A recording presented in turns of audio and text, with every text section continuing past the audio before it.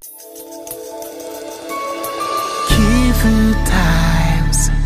Kivu Times.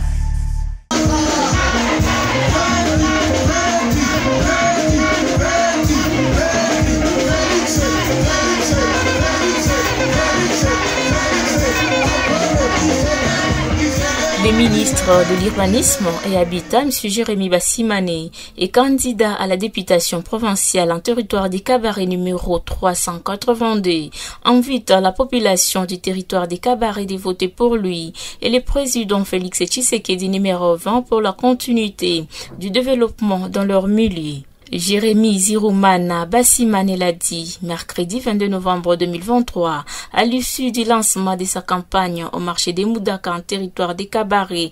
Nous sommes dans la province du Sud Kivu. C'était en présence d'une foule de la population venue de tous les coins de ces territoires. Dans son discours, cet élu des Cabarets a brossé le travail qu'il a fait en tant que député et en tant que ministre provincial pendant 5 ans. Il a cité la question écrite au sujet de l'utilisation des crédits contractés par l'exécutif provincial, contribuer au rejet de l'édit portant l'avortement forcé, la question orale sur la surfacturation de l'eau de la Régie des eaux, les plaidoyers pour la réhabilitation de la route Bukavu-Kavumu, mais aussi la route Amsar-Birava. En tant que ministre provincial, Jérémy Ziroumana Bassimane a dit avoir construit des écoles, contribué à la construction des églises, achat des instruments dans plusieurs églises du territoire des Cabarets, la résolution des conflits fonciers, donné du travail à plusieurs jeunes et mené des plaidoyers pour la mécanisation des écoles et des enseignants. Il a invité la population de continuer à lui faire confiance en votant pour lui et le président Félix-Antoine Tshisekedi. La deuxième action que moi j'ai menée ou j'ai réalisée dans l'Assemblée provinciale, c'est le rejet de l'édit portant avortement forcé. Comme vous le savez, cet édit nous a été proposé par des bailleurs, par des personnes qui ont voulu que nous l'endossions, et le dossier a été soumis au débat en Assemblée provinciale. Et moi, en tant que secrétaire d'édit, j'ai dit quand même, je ne peux pas accepter cela. Bien sûr qu'il a été voté ailleurs, mais aussi qu'on a dit, quand vous lisez ce projet d'édit, c'est-à-dire une femme qui a conçu, qui a déjà un bébé dans son ventre, sans même demander l'autorisation de son mari, sans qu'il y ait de complications sanitaires, elle peut aller, elle peut provoquer l'avortement et chasser ses fœtus. Ça c'est un meurtre, nous devons le reconnaître. Et si on peut aller plus loin même, dans ces documents ou dans cet édit, il est dit qu'une femme, bon je ne saurais pas le dire, je suis devant le caméra, mais il faut aussi comprendre que dans ce dit, donc la femme, à n'importe quel moment, elle peut refuser à son mari l'acte sexuel, et si celui-ci insiste, la femme peut faire appel aux policiers, peut aller en justice pour traduire son mari en justice. Et quand j'ai analysé ces documents, j'ai dit quand même, dans une assemblée provinciale où il y a des hommes dédiés, des chrétiens, on ne peut pas laisser passer un tel dit. Bon, il y a ceux qui étaient pour, mais moi j'ai dit, je ne peux pas. Et je suis le premier qui a dit non. Heureusement, j'ai eu d'autres qui m'ont emboîté les pas et nous avons rejeté ce projet d'édit.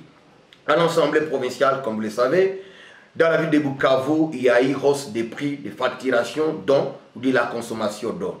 Et j'ai interpellé le directeur de la Régie des eaux qui est venu s'expliquer. Bien sûr, le ministre de l'énergie, accompagné du directeur de la Régie des eaux, et on a débattu sur cette question. Et la population aujourd'hui, en tout cas, ne se plaint plus par rapport à la surfacturation. Il y a eu un autre élément très important que je dois signaler ici. Et d'ailleurs, je vous présente même la correspondance que j'avais adressée au gouverneur des provinces, avec copie à la hiérarchie au niveau national. Je demandais pourquoi dans les projets Picagel, il aurait pris que la route Amsar-Birava soit réhabilitée. Et c'est là plusieurs années qu'on parlait de ça, mais personne ne pouvait pas rappelé aux autorités que c'était une nécessité et un besoin pour la population de la partie littorale des Cabarets. Et vite, quand la correspondance a été introduite, le PICAGEL a pris en considération ma lettre et directement on a commencé à construire, à réhabiliter la route Amsar-Birava jusqu'à Louis. Malheureusement, ils ont mal fait, ce qui m'a poussé encore de les interpeller le ministre de l'Agriculture, accompagné par les cordeaux provinciaux du PICAGEL pour dire non, voilà, avec votre projet IMO, c'est comme les salons, rien n'a été fait. Il faut donc que vous construisez les ponts sur cette route, sur ces tronçons. Et aujourd'hui, je dois vous dire que j'ai fait le suivi de ces dossiers, de ces projets, et tous les ponts sont construits. Personne ne viendra vous dire qu'on connaît telle autre personne qui a fait le suivi, qui a fait le plaidoyer pour cette route, à part Jérémy Bassimane que je suis. Vous vous rappellerez, et la population sait très bien, que vers du côté du tronçon Murundu et Cheketan, c'était un calvaire. Vous allez voir que sur la route nationale, les gens étaient obligés d'être transportés sur les dos, d'autres prenaient des pirogues pour traverser là à Murundu, communément appelé Chemifa et Cheketan. Et j'étais obligé personnellement de prendre l'avion. Je suis allé à Kinshasa pour rencontrer les autorités compétentes. J'ai fait une correspondance que j'ai adressée au gouverneur des provinces avec copie à la présidence.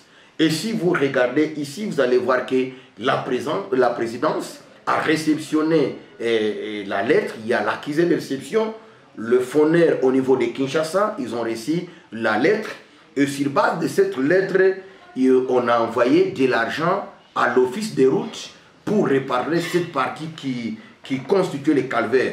Voici l'image de cette période-là, comment Murundu s'est présenté à l'époque. Et on a envoyé un montant de 121 000 $ à l'office des routes. Et directement, l'office des routes a commencé à réhabiliter ces tronçons et le calvaire a pris fin. Aujourd'hui, nous remercions les chefs de l'État, le couple présidentiel, parce que maintenant la partie est très bien construite. Là, l'office des routes avait seulement fait des travaux juste pour permettre aux passagers de bien, les usagers, le passage libre, sans beaucoup de peine. Mais après, maintenant, le chef de l'État a envoyé les fonds pour que toute la route soit construite. Et ça, c'est grâce à ce plaidoyer que nous avons mené. Il y a aussi une partie qui était en train de s'écouler vers Kakombo, en montant vers Amsa, avec le montant qu'on a envoyé à l'office des routes. Cette partie, on a construit un grand mur pour protéger cette route. Je remercie mon chef, son excellence Thiongwabi Jekassi, gouverneur des provinces, qui a placé confiance en moi à me nommer ministre dans son deuxième gouvernement, me reconduisant dans le deuxième gouvernement jusqu'à me placer comme président des ministres. Vous allez comprendre de quelle confiance je dois les remercier. Je suis en train de prier pour que Dieu fasse de lui les meilleurs élus d'Idju et qu'ensemble nous puissions encore nous retrouver chacun là où Dieu l'amènera pour continuer à mener des actions, à contribuer pour le développement de notre Sud Kivu, de notre population. Le chef de l'État, c'est notre papa, je le porte à cœur. Voilà pourquoi hier, j'ai commencé par parler de lui pendant mon meeting à Mouda, que vous avez vu, un public que nous n'avons jamais connu à Kabar. Aucun politicien ne dira qu'il a déjà réuni les gens que nous avons réunis hier. Et je dis, Félix Antoine Tshisekedi ou rien, 100%. Et la population en était très très d'accord. Plusieurs habitants venus de ces coins du territoire des Cabarets ont pris part à ce lancement de cette campagne. C'est le cas du président de la FEC, Kavumu Justin aussi. Ces habitants ont réitéré leur engagement à soutenir Jérémy Ziromana Bassimane. Bien avant, une caravane motorisée est partie de Moudaka Kavumu jusqu'à Moucheni, où les habitants massés le long de la route lui ont réservé un accueil chaleureux.